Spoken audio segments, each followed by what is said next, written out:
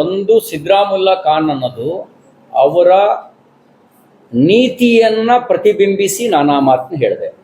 ಓಲೈಕೆಯ ನೀತಿ ಇದೆಯಲ್ಲ, ಓಲೈಕೆಯ ನೀತಿಯನ್ನ ಪ್ರತಿಬಿಂಬಿಸಿ ನಾನು ಸಿದ್ದರಾಮುಲ್ಲಾ ಖಾನ್ ಅಂತ ಹೇಳಿದೆ.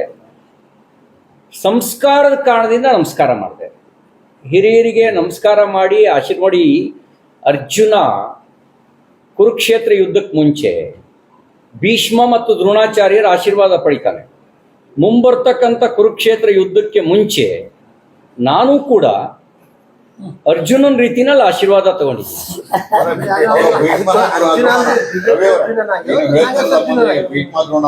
ಅವ್ರ ಪಾತ್ರ ನಿಮಗೆ ಬಿಟ್ಟಿದ್ದೀನಿ. ಕೆಲವರು ಧೃತರಾಷ್ಟ್ರ ಇದ್ದಾರೆ,